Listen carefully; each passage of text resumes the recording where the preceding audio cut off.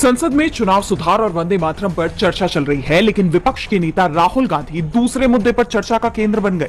राहुल ने लोकसभा में जो सवाल उठाए थे वो 24 घंटे के अंदर ही देश के सामने खड़े हो गए। प्रधानमंत्री नरेंद्र मोदी, गृह मंत्री अमित शाह और विपक्ष के नेता राहुल गांधी संसद में मिले, जहां पीएम मोदी के चैम्बर में तीनों नेताओं के बीच 2 घंटे तक बैठक हुई। बैठक में राहुल गांधी के एक तरफ पीएम मोदी बैठे थे तो दूसरी तरफ गृह मंत्री अमित शाह। अब सवाल उठ रहे हैं कि आखिर 2 घंटे तक जो बैठक चली उसमें क्या हुआ? क्या राहुल ने जो सवाल उठाए उसका कोई असर सरकार पर दिखा? तो जवाब होगा नहीं। यानी सरकार ने विपक्ष के नेता के किसी भी सुझाव को नहीं माना और जो मन में आया उस पर मुहर लगा दी। सरकार का रवैया जैसा पहले था वैसा अब भी रहा। दरअसल ये बैठक हुई थी नए मुख्य चुनाव आयुक्त यानी CIC के चयन के लिए। 13 सितंबर 2025 को CIC पद से हीरा लाल सामरिया रिटायर हो गए थे और तभी से यह पद खाली पड़ा हुआ है। वैसे CIC में 8 पद खाली पड़े हुए हैं। संवैधानिक संस्थानों में इस स्थिति को लेकर सुप्रीम कोर्ट भी चिंता जता चुका है। सामरिया के रिटायर होने से पहले ही नए CIC का नाम तय हो जाना चाहिए था, पर सरकार 3 महीने बाद बैठक कर रही है। बैठक में पीएम मोदी की तरफ से CIC के चीफ और सदस्यों के जो नाम रखे गए, राहुल गांधी ने सब पर डिसेंट नोट दिया है, यानी अपना लिखित विरोध दर्ज कराया है। लेकिन 3 सदस्यों वाली इस चयन समिति में बहुमत के आधार पर यानी पीएम मोदी और अमित शाह के वोट से सभी नामों पर मुहर लगा दी गई। खबर यह भी आ रही है कि बैठक में सतर्कता आयुक्त की नियुक्तियों पर भी चर्चा हुई और जो नाम सरकार की तरफ से रखा गया, राहुल ने उस पर भी अपना डिसेंट नोट दिया है। दरअसल मोदी सरकार पर यह आरोप लगते रहे हैं कि वो संवैधानिक संस्थानों पर कब्जे तेज करती जा रही है और ऐसे लोगों की नियुक्ति की जा रही है जो बीजेपी की विचारधारा से जुड़े हुए हैं। CIC की नियुक्ति से पहले इस साल की शुरुआत में मुख्य चुनाव आयुक्त की नियुक्ति पर भी राहुल गांधी ने आपत्ति जताई थी और आज मुख्य चुनाव आयुक्त सबसे ज्यादा विवादों में घिरे हुए दिखाई देते हैं। उन पर चुनाव में बीजेपी की मदद के आरोप लग रहे हैं। संसद के दोनों सदनों में विपक्ष की दहाड़ ने मोदी सरकार की नींद उड़ा दी है। लोकसभा में 2 दिन से चुनाव सुधार पर बहस चल रही है। इस दौरान विपक्ष ने बीजेपी और चुनाव आयोग पर आरोपों की बौछार कर दी। अमित शाह ने जब राहुल गांधी के वोट चोरी के आरोपों पर सवाल उठाए तो राहुल गांधी ने शाह को बीच में टोक दिया। उन्होंने कहा कि मैंने लाखों वोटों के फर्जीवाड़े के सबूत रखे हैं। अगर गृह मंत्री में हिम्मत है, अगर वो बोलते हैं कि मेरे सबूत झूठे हैं, तो मैं उन्हें चैलेंज करता हूं कि वो इस पर डिबेट करा ले। पूरी सच्चाई देश को पता चल जाएगी। राहुल गांधी के बयान का बीजेपी नेता जवाब नहीं दे पाए। इससे पहले TMC सांसद शताब्दी रॉय ने SIR प्रक्रिया को लोगों के लिए नया टॉर्चर बता दिया। उन्होंने कहा कि SIR सम्मानित शब्द है, लेकिन उन्होंने इसे डराने वाला गब्बर सिंह बना दिया। बिहार में कोई नहीं, चुनाव आयोग जीता है।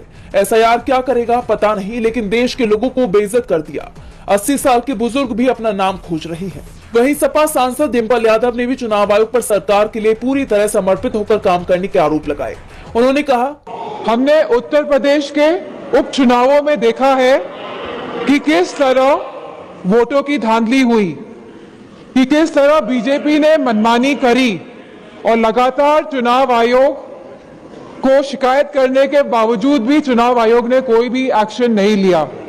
और इसी के साथ यह भी देखने को मिला कि पुलिस खुद सादे कपड़े पहनकर वोट डालती नजर आई बूथ के अंदर, लेकिन चुनाव आयोग ने कोई भी अधिकारियों के खिलाफ कार्रवाई नहीं करी। CC फुटेज की जब मांग करी गई चुनाव आयोग से, तो चुनाव आयोग ने CC फुटेज तो नहीं दिए। इसी के साथ एक ऐसा कानून लेके आई है जहां पे कहा गया है कि 45 दिन के अंदर CC फुटेज हटा दिए जाएंगे। वहीं AIMIM प्रमुख ओवैसी ने SIR को संसदीय कानूनों के खिलाफ बताया। इस दौरान बीजेपी सांसद कंगना रनौत ने एक देश एक चुनाव लागू करने पर जोर देते हुए कहा कि ये EVM हैक करने की बात करते हैं, भूल गए हैं कि प्रधानमंत्री दिलों को हैक करते हैं। अंत में गृह मंत्री अमित शाह ने चुनाव सुधार पर चर्चा का जवाब दिया। उन्होंने विपक्ष पर आरोप लगाया कि लोगों के बीच इस तरह का संदेश देने की कोशिश की गई कि हम चर्चा नहीं चाहते। विपक्ष ने SIR पर एक तरफा झूठ फैलाया। वहीं राज्यसभा में वंदे मातरम पर डिबेट के दौरान भी विपक्ष ने सरकार को जमकर घेरा।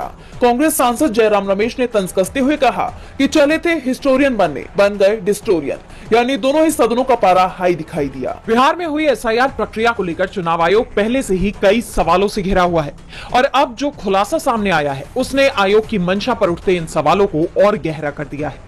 TMC सांसद साकेत गोखले ने अपने सोशल मीडिया पर इलेक्शन कमीशन ऑफ इंडिया का पर्दाफाश करने वाला बड़ा खुलासा किया है। उन्होंने ट्वीट किया कि मैंने चुनाव आयोग से देश में डुप्लीकेट एपिक वोटर आईडी की संख्या के बारे में पूछा था। चुनाव आयोग ने जवाब दिया कि आज की तारीख में भारत में 3,26,000 से ज्यादा डुप्लीकेट एपिक वोटर आईडी है। इसमें बिहार भी शामिल है, जहां एसआईआर पहले ही पूरा हो चुका है। आयोग की तरफ से एसआईआर प्रक्रिया को वोटर लिस्ट की शुद्धिकरण बताया जा रहा है, लेकिन जब प्रक्रिया पूरी होने के बाद भी डुप्लीकेट एपिक वोटर आईडी पाई जा रही है तो सवाल ये उठते हैं कि आखिर इस प्रक्रिया को लाने का मकसद क्या था और इसका फायदा क्या हुआ। यही नहीं, साकेत गोखले ने आगे यह भी बताया कि यह मुद्दा सबसे पहले सीएम ममता बनर्जी ने फरवरी 2025 में उठाया था। टीएमसी के प्रतिनिधि मंडलों के साथ कई मीटिंग के बाद चुनाव आयोग ने हमसे वादा किया था कि यह मुद्दा 90 दिनों के अंदर सुलझा लिया जाएगा। वादे की डेडलाइन के 7 महीने बाद भी चुनाव आयोग 50% से ज्यादा डुप्लीकेट वोटर आईडी को डिलीट करने में नाकाम रहा है। उन्होंने चुनाव आयोग से कई सवाल भी किए। साकेत गोखले ने आगे कहा कि चुनाव आयोग ने इतना खुला झूठ क्यों बोला और यह दावा क्यों किया कि डुप्लीकेट एपिक वोटर आईडी का मुद्दा सुलझ गया है, जबकि सिर्फ 50% ही डिलीट किए गए हैं। एसआईआर पूरा होने के बाद भी बिहार में 11,295 डुप्लीकेट एपिक वोटर आईडी क्यों है? अगर चुनाव आयोग 7 महीने से ज्यादा समय में 3,26,000 डुप्लीकेट एपिक वोटर आईडी को डिलीट करने में नाकाम रहा है, तो वो कैसे दावा कर रहा है कि वो जल्दबाजी में 2 महीने के एसआईआर के जरिए वोटर लिस्ट को साफ कर सकता है? कुछ बहुत ही गड़बड़ है। साफ है, चुनाव आयोग अब बुरी तरह फंस गया है। अब देखना यह होगा कि उसकी तरफ से अपने बचाव में क्या सफाई आती है या नहीं। कांग्रेस सांसद राहुल गांधी 15 दिसंबर को जर्मनी के दौरे पर जाने वाले हैं। उससे पहले ही उनका दौरा विवादों से घिर गया है। राहुल गांधी की विदेश दौरे को लेकर अक्सर ही बीजेपी हमलावर दिखाई देती है और इस बार भी जब राहुल गांधी के विदेश जाने की खबर आई तो बीजेपी नेताओं ने राहुल गांधी की यात्रा पर सवाल खड़े कर दिए, जिस पर कांग्रेस की सांसद प्रियंका गांधी ने पलटवार करते हुए पूछा है कि प्रधानमंत्री नरेंद्र मोदी अपना आधा कामकाजी समय विदेश में बिताते हैं, तो फिर लोकसभा में नेता प्रतिपक्ष की यात्रा पर सवाल क्यों उठाए जा रहे हैं? यानी राहुल गांधी को घेरने की कोशिश में बीजेपी खुद ही घिर गई। बता दें कि राहुल गांधी 15 से 20 दिसंबर तक जर्मनी का दौरा करेंगे, जहां वो भारतीय प्रवासियों के साथ बातचीत के साथ ही जर्मन सरकार के कुछ मंत्रियों से भी मुलाकात करेंगे। इस दौरान उनके साथ इंडियन ओवरसीज कांग्रेस के चेयरपर्सन सैम पित्रोदा भी जाएंगे। ये जानकारी खुद आईओसी ने दी है। आईओसी ने एक्स पर पोस्ट किया कि हमें राहुल गांधी का स्वागत करते हुए गर्व हो रहा है, जो 17 दिसंबर 2025 को बर्लिन में प्रवासी भारतीयों से मिलेंगे। यह कार्यक्रम पूरे यूरोप से भारतीय प्रवासी कांग्रेस के सभी अध्यक्षों को एक साथ लाएगा, जिससे राहुल गांधी के साथ प्रमुख मुद्दों पर चर्चा करने के लिए एक अनूठा मंच मिलेगा। विशेष रूप से कांग्रेस को मजबूत करने, प्रवासी भारतीयों के मुद्दों पर और ये पता लगाने के लिए कि आईओसी ज्यादा लोगों को पार्टी से जोड़ने और इसकी विचारधारा के प्रसार में कैसे महत्वपूर्ण भूमिका निभा सकता है।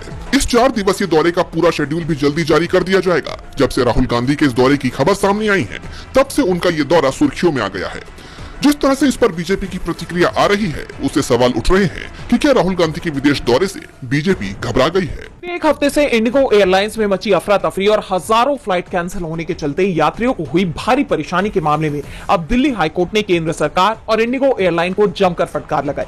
कोर्ट ने इस सिस्टम की विफलता पर गंभीर सवाल उठाए हैं। दिल्ली हाईकोर्ट ने केंद्र सरकार से सवाल किया कि यह भयावह स्थिति अचानक क्यों बनी और जब किराया 5,000 से बढ़कर 30,000, 35,000 तक पहुंच गया, तब सरकार क्या कर रही थी? संकट की स्थिति में अन्य एयरलाइंस को इतना ज्यादा किराया वसूलने की इजाजत कैसे दी गई? सरकार ने इंडिगो की 10% उड़ानें कम करने और एयरलाइन के सीओओ को निलंबित करने जैसे एक्शन लिए हैं। हालांकि कोर्ट ने इस पर भी सवाल उठाए। हाईकोर्ट ने पूछा कि एयरपोर्ट पर फंसे यात्रियों की मदद के लिए क्या कदम उठाए गए और उन्हें पर्याप्त मुआवजा क्यों नहीं दिया गया। कोर्ट ने कहा कि यह सिर्फ परेशानी का नहीं बल्कि आर्थिक नुकसान और सिस्टम की नाकामी का मुद्दा है।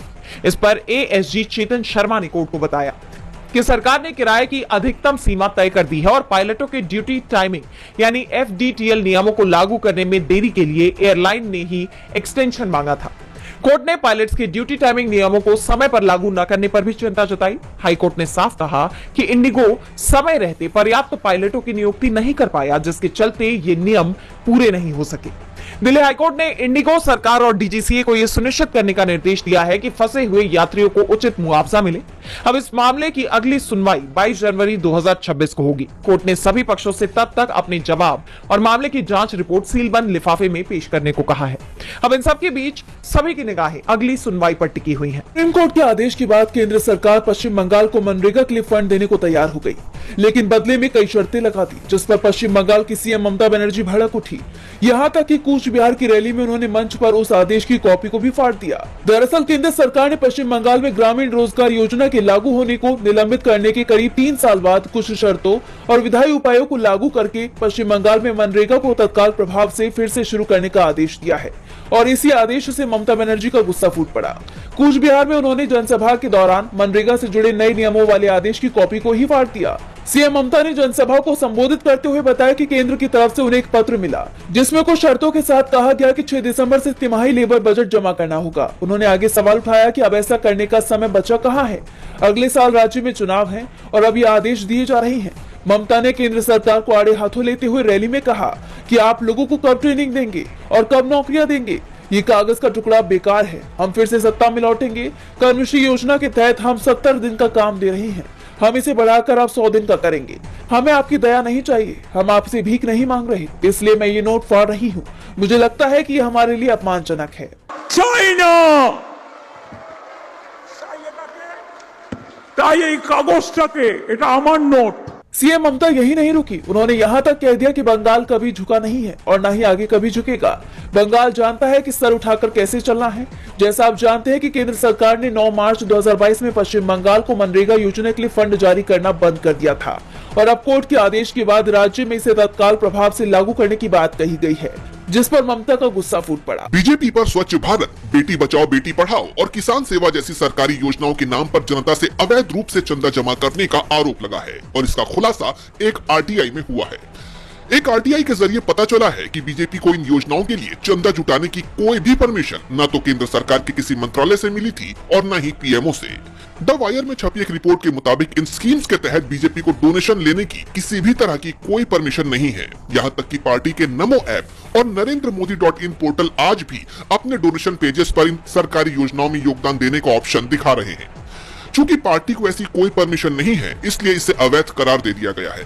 द वायर में छपी रिपोर्ट में कहा गया है कि चेन्नई के वरिष्ठ पत्रकार DR अरविंदाक्षन की दायर आरटीआई आवेदनों को मिले जवाब से पता चलता है कि बीजेपी को इन सरकारी योजनाओं के लिए धन जुटाने के लिए कोई खास इजाजत या अधिकृत स्वीकृति न तो पीएमओ से मिली थी और न ही किसी केंद्रीय मंत्रालय से। इस रिपोर्ट के सामने आने के बाद कांग्रेस ने बीजेपी पर हमला बोला है। कांग्रेस ने कहा कि बीजेपी ने साल 2021 में भारत सरकार की स्कीम्स के नाम पर चंदा जुटाया। ये साफ तौर पर भ्रष्टाचार है, जहां एक राजनीतिक पार्टी भारत सरकार के नाम पर अपनी तिजोरी भर रही है। पीएम मोदी को बताना चाहिए कि जनता के साथ ये फ्रॉड क्यों किया गया। ऐसे में सवाल उठ रहे हैं कि आखिर ऐसा करने के पीछे बीजेपी की मंशा क्या है। चंदे के नाम पर जुटाए गए इन पैसों का क्या हुआ, अब इस पर बीजेपी क्या प्रतिक्रिया देती है, ये तो देखना।